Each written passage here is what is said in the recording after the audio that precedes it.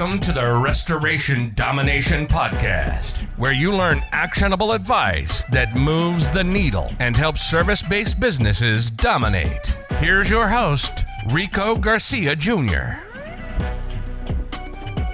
All right, Dominators, what's going on? Rico Garcia here with yet another amazing episode. Lisa, welcome to the show. Are you ready to help us dominate? Oh, yeah, I'm ready. I'm always ready. So do me a favor, fill in some of the gaps on my intro and let everybody know exactly who you are and what it is that you do in the industry. Awesome. So I'm Lisa Lavender. I've been in the industry for over 23 years now. I'm an owner-operator, and that journey, when I started, I was an accountant before I was a restorer, actually, which probably kind of led me in some of the directions I ended up. So early on, when our company was growing, I didn't understand restoration, construction, and I was very frustrated at, organizing and having everything under control. And so I went to my husband one day and started screaming because he was the technician and the project manager and the mechanic. And I said, I don't know this stuff and this is chaos and we need to get some decorum here. And he told me simply to go learn it. And that's what I did then. So I went on my own journey and started taking IICRC classes, earning my master's. And as I grew in my career over the 23 years, I became very passionate about training and the importance of it and the value and what it did for me, but also really what it does for a company's overall success. And so in 2012, I opened the Restoration Technical Institute, and I'm the chief operating officer there. And it was just a couple years later, I got involved in the software side again, kind of out of finding my passion of seeing people grow in this industry and enjoying all the opportunities. Got involved with iRestore software, and I'm a co-owner of that as well, and get involved in the development and get to work with restorers on implementation and operations. So I love it all. So a little bit of everything, which is great. Awesome. So talk to us about the training aspect of of your business and how you kind of got started in that. What did the early stages look like for you? Well, when we first, actually, before we opened the Restoration Technical Institute, we started developing and deploying continuing education courses for insurance professionals and really enjoyed giving people education that allowed people to do better or take back to their job. And it really helped us build relationships as well. And we were good at it. We loved hosting and all that good stuff. And again, on my own training journey and becoming, making that something important for my restoration company, I started to just have a really clear vision of a place that I wanted it to almost feel like a retreat. And I wanted every technician, everybody to feel special, surrounded by the right values and be inspired, not just learning. And I wanted them to see the opportunities that were before them. And so that kind of all just evolved into opening the Restoration Technical Institute, which started, we're an IICRC school, but we've really expanded in a lot of our offerings. A flood house, which is always fun. And so before COVID, the infamous COVID, everything, we dabbled in a webinar here and there, but everything was pretty much on site. And COVID, our IICRC courses then got allowed to be done live stream, which was very new. We never were allowed to do that. They always all had to be in person. And so when we started doing live stream, we were able to connect to people and get more exposed to even the concept of e-learning. But we also had people from all over the world taking the courses. And they were so thankful and appreciative to have access to the training that they never had access to before. And it's definitely like bigger picture for any business is like a duh moment because I was like, wow. And then I'm like, oh, duh, Lisa. There's water and mold and all these things all over the world, not just in the eastern part of the United States where we're operating. So, it kind of opened my eyes. And, we learned more about e-learning and the ways we can distribute training. And so we really kind of expanded in those areas the last 3 years. Awesome. Cool. So one of the things that there's a lot of ways to learn in the industry, right? And this is kind of like an opportunity for you guys to do like your shameless plug.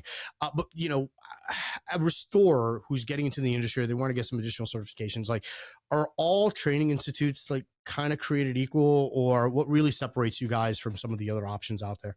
I don't think they're all created equal. And I can't say, oh, one's better than the other. I know what we're about and our approach, and we're really committed. We say, and I really feel that our approach, and we all rally around it, is that we believe in inspiring happiness, pride, and innovation in others. And so that's what we're pushing for, because, we want everybody who enters this industry. One of my first instructors, I'll give him a shout out, Ron Valega, and he taught. That's where my water class was over 20 years ago, and he said, "We're not poop suckers," you know, and he really, and that's what I wanted. I wanted people to feel, this is a trade, it's a skill, it's a profession. It's I know a lot, our top person who grew, and that's, I think, part of the joys. I watched people who, may have not even had a high school diploma become very successful in this industry with discipline and commitment and learning. The thing I think that makes us a little bit unique right now, whether it's digital or live, and I don't want to say it's a credential, it's a method that we're just beyond excited about, that I do think is a game changer from what everybody's used to in traditional training in our industry and the frustrations. And that's our high performance learning journey credential. And it's a method that's been based on 40 years of research, the person who developed it. And it tells us, and if people heard this in our industry, it'll resonate. But statistically, the majority of the learning is happening. Well, it's happening every day in the workplace, whether we are being deliberate about it or not. And the idea is, let's be deliberate about it so they're getting trained the right way. And it's 70 to 80%. So I refuse to tell somebody, come to an IICRC water class and you're going to be able to, dry anything and become a superstar. That's not what it is about. And you can't send a technician to get that either. And so what makes us unique is we not only acknowledge that, we respect it and build tools and systems. And even if it is a live class, help provide a framework to help the companies that are investing in training get the most out of it by, again, we're expand what we call boundaries, the boundaries of a Zoom, the boundaries of a classroom. We're expanding those. Performance barriers are getting mitigated by some of our techniques. And some of that could just be, a lack of clarity. That's the source of a lot of people in expectations, or who's responsible for what. Even our approaches help unite mentors or supervisors, whatever we say, find a coach. We say everybody should have a coach. Could be your supervisor, could be a mentor, somebody else who cares about your career. And we start connecting them because we're busy. Nobody's trying to be disconnected, right? But where the methods we're using forces that connection, it actually develops the culture. It takes generic training, because a company like RTI, like I don't know what brand extractor you have. I don't know what products. I don't know where you keep your dry cleaning sponges, but we can create, and that's where you start, again, what I call the game changing things. Is like, okay, you learned about these things. Now go do it in your system. Like, okay, here's a scenario. Now put it in your company's mapping or monitoring or data, whatever software you're using, have your coach review it. So now we can gain alignment, instead of, one of the biggest barriers is we don't have that, and we don't have the supervisor having time or telling them that they're not doing it right. Right? I think a lot of people can relate to that, right? So, and it's not on purpose, right? So those are some of the things that I'm like just super excited about just like changing the ways. I mean, we've even built field evaluation programs that will create consistency and allowing people to acquire and have documentation of their field experience that supervisors can review, and it's the framework's already built for them. So really cool stuff like that that I'm just excited for as we keep going. That's awesome. Do you see, well, at least for me and my side, I've seen this happen quite a bit. Maybe you can attest to this, or at least give me your spin on it. I think that there is this disconnect for a lot of people in the industry that have even, or some can be considered as veterans, where they kind of go to a course one time, they get their quote unquote certification from the IICRC, poof, and then that's it. They disappear. Like they don't really do anything more. And for me, I feel like the IICRC certifications and, it's really kind of like the bare bones minimum. Like that's like the bare bones minimum of what you need in order to be in the industry. Do you feel that now we're kind of finally getting to a stage where more people are seeking out more education, more training so that they can be more proficient at what it is that they do? Think they're seeking it out, and I think, and this is something else we're trying to help with, is it's so overwhelming. So the technical skill is just a very small part, as you know, and so In a lot of ways, I feel like there's too much time in a lot of scenarios. There's almost too much time spent on the quote unquote technical aspect, and what is the most precise piece of equipment with the right CFM that you should use for this particular product. And that's like people like geek out, and I think there's a place for that. I'm not saying that there's not, right? But there's so much more to your business and to your professionalism than just that. oh my gosh, absolutely. Well, our event in November, not to do a shameless plug, but it's owners and managers retreat. We only do it once a year, but the agenda is, your financials, EBITDA, sales. We have a HR person coming in. I'm super excited for one of our speakers on language of leadership is his specialty and accountability systems. So it is even warehousing. We're going to hit that and workloading. So to your point, absolutely. I don't want to say that there's too much attention. Everybody has their favorite things. I love the operations. I mean, I have my all three masters. So I have technical proficiency, but I am not an expert in any of the technical fields. And so for companies, I think it's okay if you have that passion, but you have to be disciplined and find balance. Because I was an accountant, that's one of my big things I kind of tease on my restoration friends. I'm like, okay, I'm going to make this go down with like a spoonful of sugar. I know you want to talk about D here, but you need to have checks and balances and workflows. You need to know your financials, your metrics. You can't grow without numbers that people can be held accountable to. There's a lot of things you can't do without this stuff. And so I try to have fun with it and be one with it. But to your point, I'm like, you don't have to be an expert, but there's certain things you need to know enough. And I always look at it as, I put myself in this category. I'm a jack of all trades, master of none. And so what I think of, I ask people to share their superpower when they're visiting with us so that everyone can focus on what they're really good at.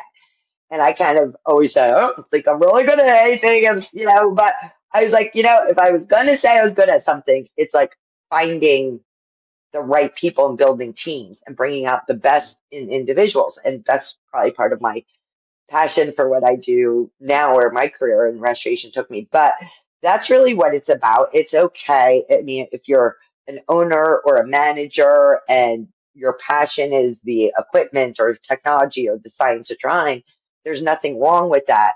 And part of it, and I think I kind of got sidetracked to manage that, is being conscious about identifying your gaps.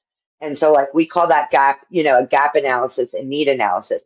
And so, know enough to make the right decisions on how to fill those gaps and fill them, so Exactly.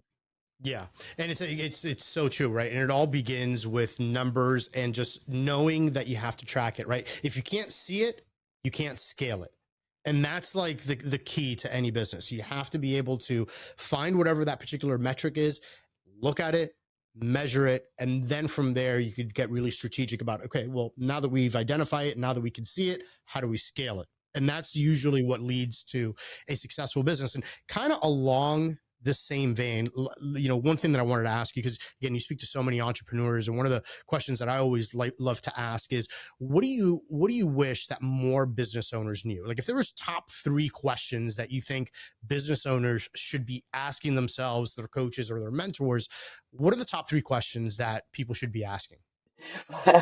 Well, I don't know what people usually say, Rico, but one of them is I would like them to have their financials and accounting systems in place, because I do work. That's one of my things. And I get very wound up out of love, because it's people can steal from you. You can lose money. You can't grow. And so I think that I wish they learned enough about financials and knew enough that they can at least get a solid start or find the right help to do it. I mean, that's probably one of my number one things. What else would you follow that up with? What's another big question that you wish that more entrepreneurs in our space would ask to kind of get them to that next level, besides tracking their financial numbers? I would like them to ask for help for that. That's for sure. I guess that I would like them to ask, you touched upon it, how to make things repeatable and scalable, but not based on numbers. And I think this will just piggyback, because one of my big things I'm always talking about owners and managers when they're trying to grow is clearly documented best practices that are, very clear expectations. And that's something, even, and I think, we started our restoration company over 23 years ago and built it. Not that it's humongous, but to a 90-person company. And that couldn't have been done. It's already painful when you grow no matter what. But what we did early on was document very clearly defined expectations for key functions. And it's made everything so much easier. New project manager, the how you do it, the technology, all these things change, right? But these are just these universal things that you can they hang on the wall and say, you know what? If you do these 20 things when you're managing a project here, you will do just fine. And it works, and it's easy. It can be backed up with more stuff. So And it's imperative.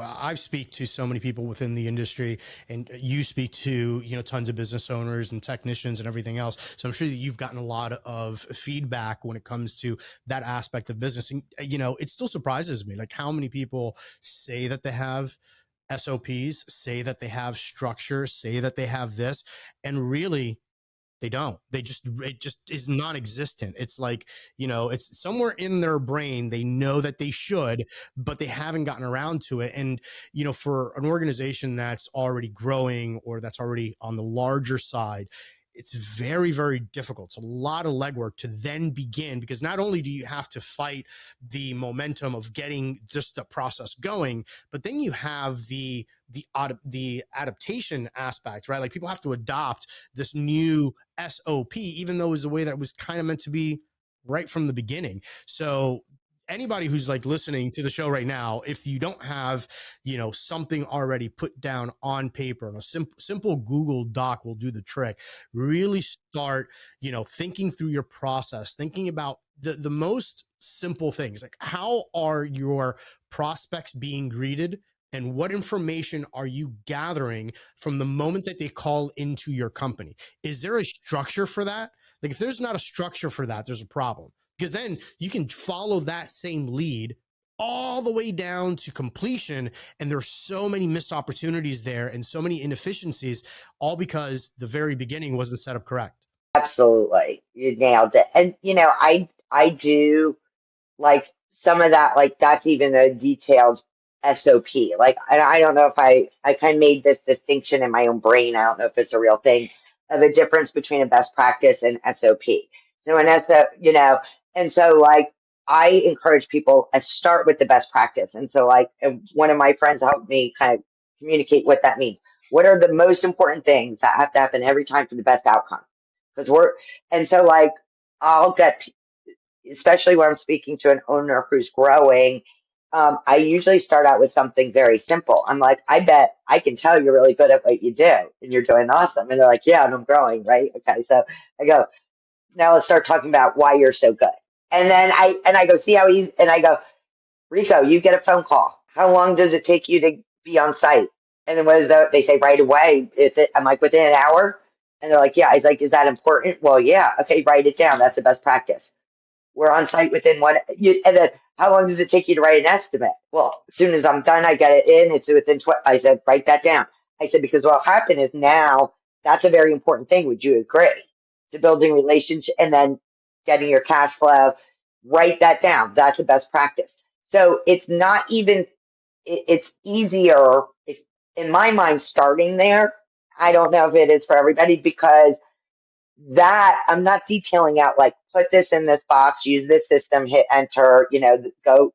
Yeah, here's a I joked. I think the water truck inventory list is 200 items at this point. So don't worry about that yet. Let's start with the best practices because Right. Well, and it's funny, right? Because and just to your point, like that's one of the best approaches, right? Because if you could sit down with yourself and just ask a simple question, right? Especially as a business owner, like you have to do this is what I found in the industry, speaking to a lot of pros, right? And we're all so busy and we're almost in reactive mode consistently because there's always an emergency, or no pun intended, there's always a fire to put out, right? Or to restore. So we've got all these things and we're constantly going, but we don't really take the time to quote unquote be by ourselves and with our thoughts and just simply have a conversation with yourself. I know that sounds a little nutty, but ask yourself the basic questions. In a perfect world, if I had the ability to just, make this happen magically, what would be my ideal scenario? How many, and literally get down into the nuance. How many times should my phone ring before a representative picks up the phone? How would I like for this representative in a perfect world to represent my company within the first 3 seconds and follow that train of thought? And what you'll notice is that you'll have this almost perfect and ideological business, right? It's almost very like, it's like, wow, this is just too good to be true. But then what that does is this gives you a template to then ask a very simple question, which is a one-word question, which is how? How do I get here? Once you figure those systems out, then you can move on to the next person. If I wanted to get this part right, how? And then you, of course, then it's like, well, what do I need? And then you start piecing those puzzles together. And before you know it, you got really well built out systems to then now you can have even greater expectations, but everybody on your team is going to default to, on their worst day, the system and how strong that system is. yeah, absolutely. You're absolutely. It's not as hard when you do that. Like just take a time out, think through what does it look like, and there's not a right or wrong. I think sometimes we all overthink things. It's like I believe every company's special and grows special, and it's like what works for you now. Why are you doing so well? Let's duplicate it. Let's not overthink it. Just what are the key things? Like you just said, you're probably very professional. You answer the phone quickly. Okay, so start writing these things down. Absolutely. Right. Right. So I want to talk a little bit about the digital aspect on all the digital learning, because you're doing a lot of really exciting things on that front. But before we do that, let's just take a quick moment to thank our sponsors.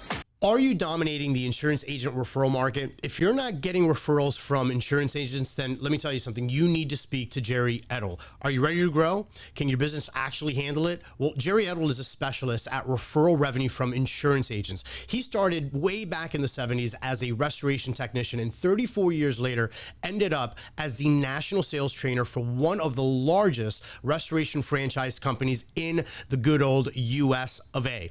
And for the past 16 years, he's been helping restoration contractors succeed at creating long-term referral revenue from insurance agents. So schedule a call with Gerry today. Let him guide you through your growth process so that you don't grow yourself out of business. All you have to do is go to gerryedtl.com/dominate. Again, that's Gerry, GerryEdtl.com/dominate. Hey Dominators, are you facing cash flow issues? Well, Inc. has your back with advanced funding. Qualifying contractors can receive working capital within 1 to 2 business days. So this way you can say goodbye to the burden of floating resources for materials as well as labor.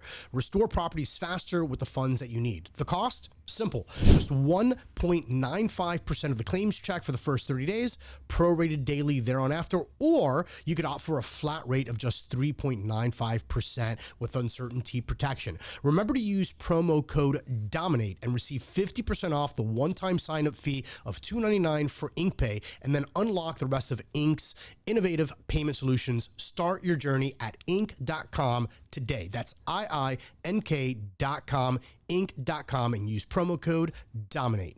All right, Dominators, we are back. So switching gears here a little bit, let's talk about, the digital aspect, because you're doing a lot of fun things there and helping a lot of people on that side of things. And I know that's something that you're really passionate about. So let's go ahead and spend a little bit of time on that so that, all the Dominators out there know when they visit, your site and all the links that we'll leave in the video description and the show notes, they kind of know, what their flavor might be. Yeah, awesome. So we developed a full system, call it a big easy button for one of the pain points from onboarding to development.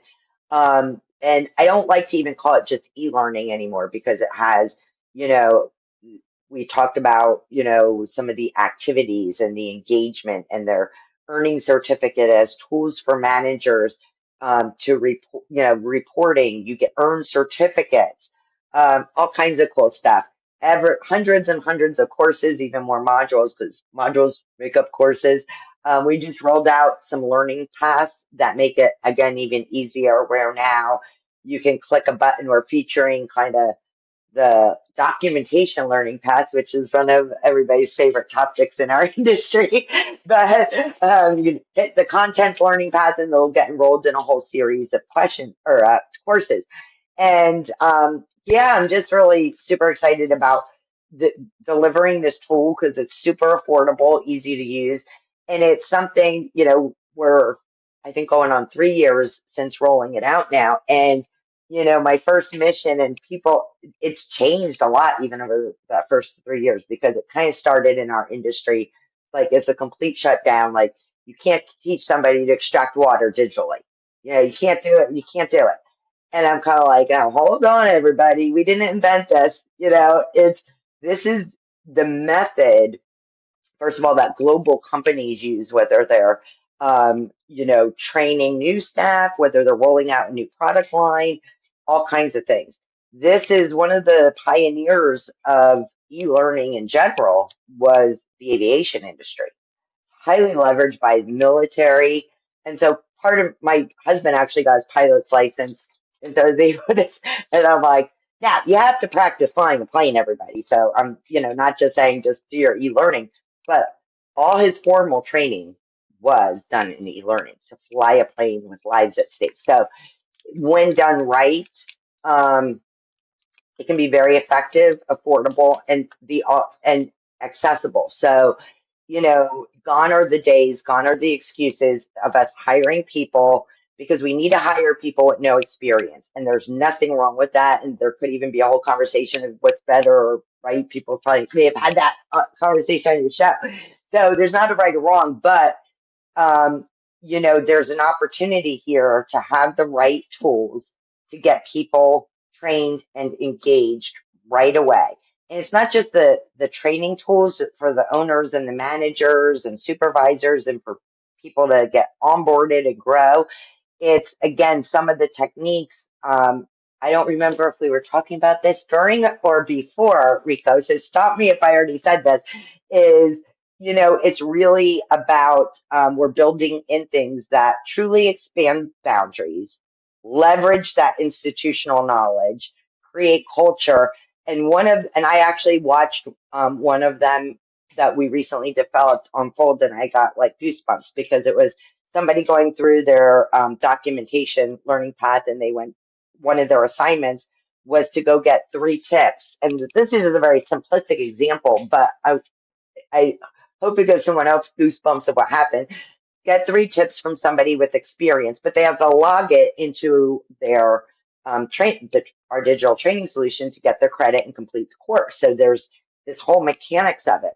So I watched them walk up to two very experienced people, restorers for 20 years, and they're working on a big project, and say, "Excuse me, I have an assignment.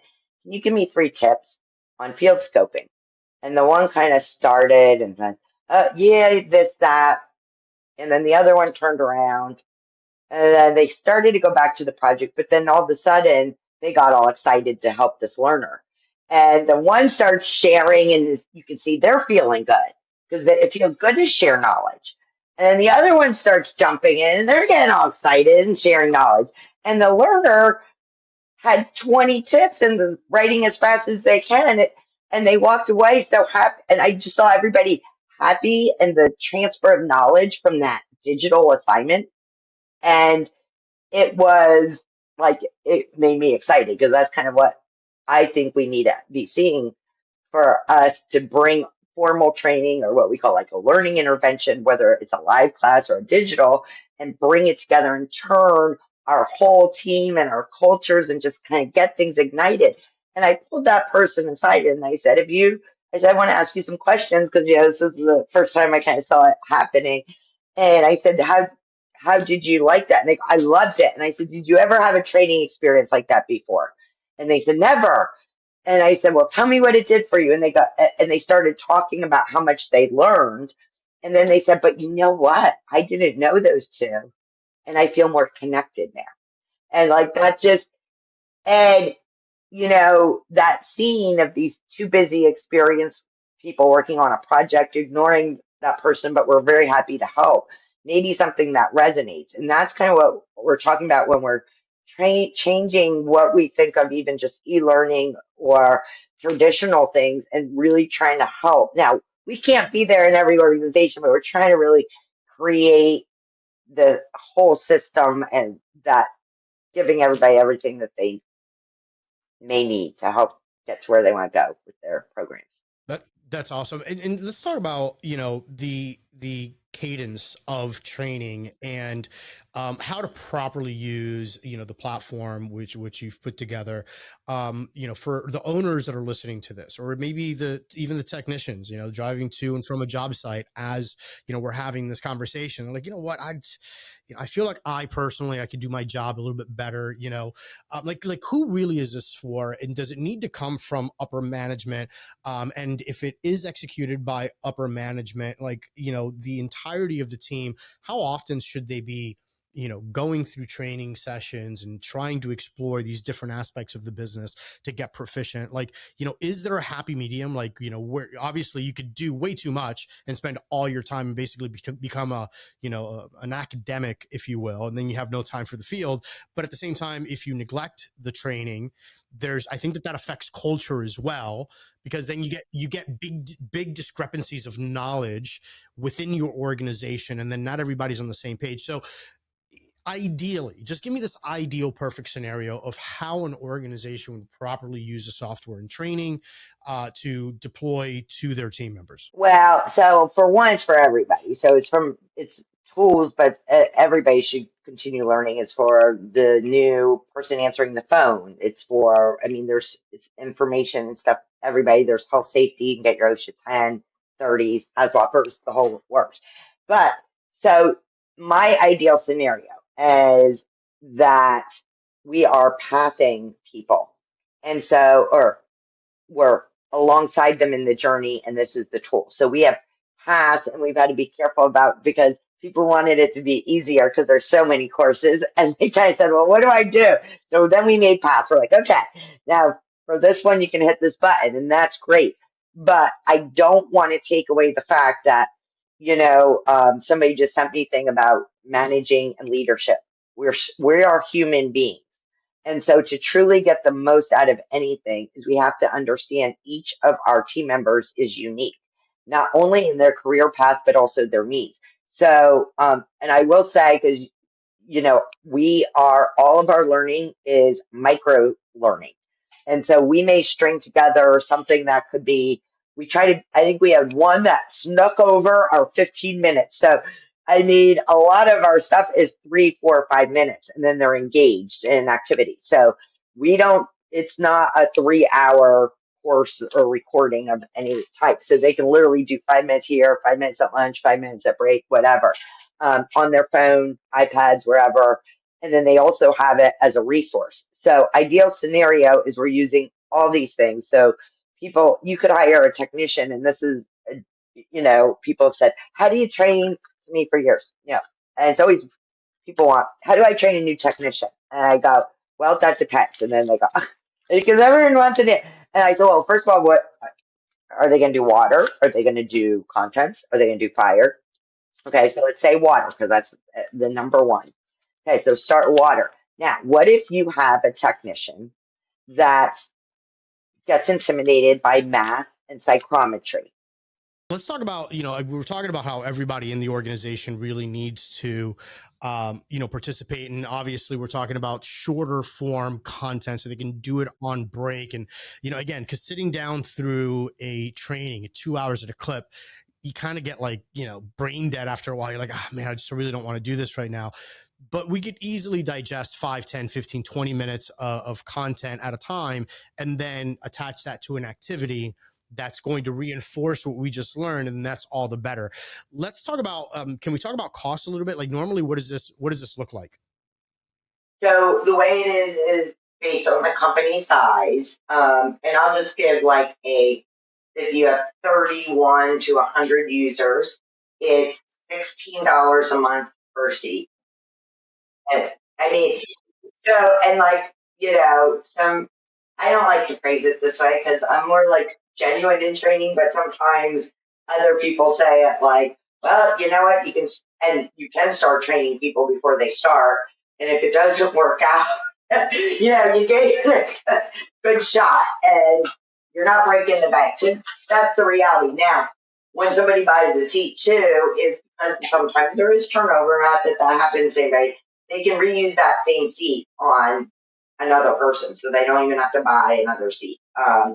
But the thing is too, I feel like it's a tool. It's there, and trust me, I get all the fees and things. That's why I was very determined to be able to build this and offer it at a very low price point. And so that comes to $192 a month. It gives you not only the tools and the materials, but even health and safety is a very important thing in our industry. So it gives you all the training, OSHA compliance, and even more with some of the designations you can get for that price. And, it's kind of like, well, one of my sayings with it though is, and it kind of started off as what's the ideal scenario is it doesn't work if you don't use it. So it is important that everybody gets engaged and uses it. And, it's a cool tool that can help everybody. And when we don't invest in things like this and training programs, I'm almost at the point, and I'm actually working on a program that is just for leadership and understanding training. It's like, that's what we owe people. We owe them, we promise opportunity, but when we're not taking training as a key function of our operation, just like our estimating and our MIT teams and our contents and the rebuild team, training is a core function that has to be taken seriously. You can't be the afterthought, that's why we lose people. There's a statistic that I'm big at because, and I have a quick story if you have a minute for it, that some people, we have a minute for a quick story on self-efficacy. So I go on different kicks of related passion, and one of them was self-efficacy, and there's a lot of statistics out there. And self-efficacy is different than self-confidence in that it's somebody's feeling of their ability to be able to do something properly.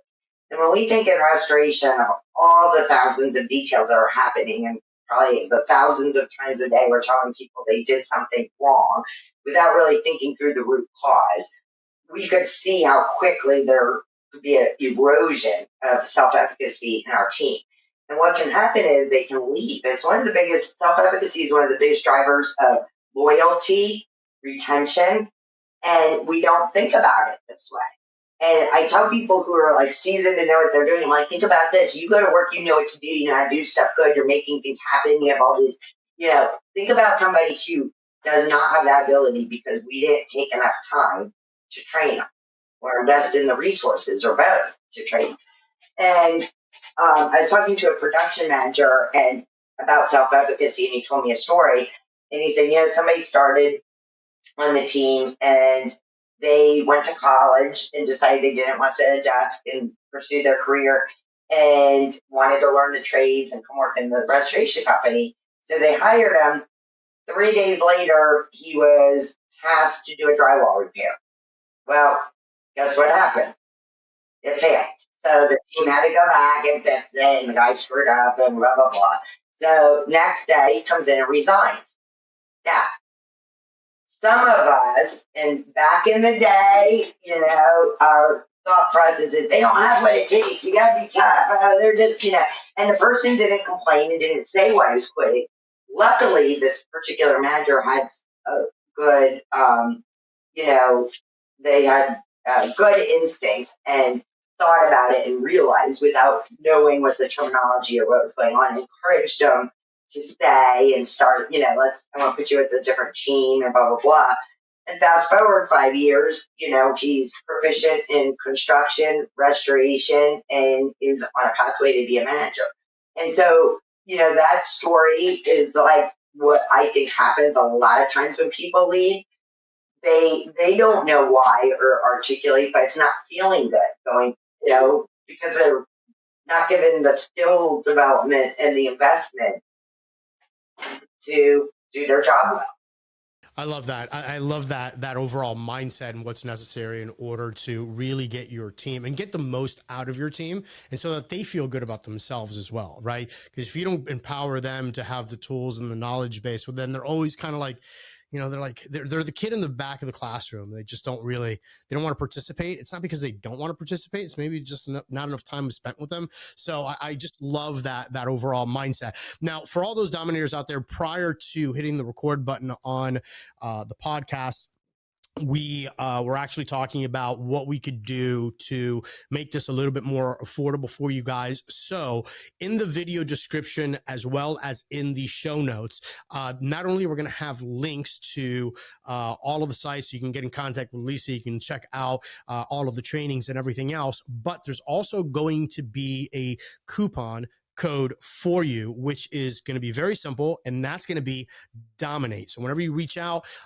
when you visit their website, just go ahead and put in the code Dominate, or when you speak to somebody, just go ahead and give them the code Dominate, and they're going to hook you up with something really, really special. Lisa, thank you so much for taking the time out of your day to hang out with us and to help us become better restorers and better entrepreneurs.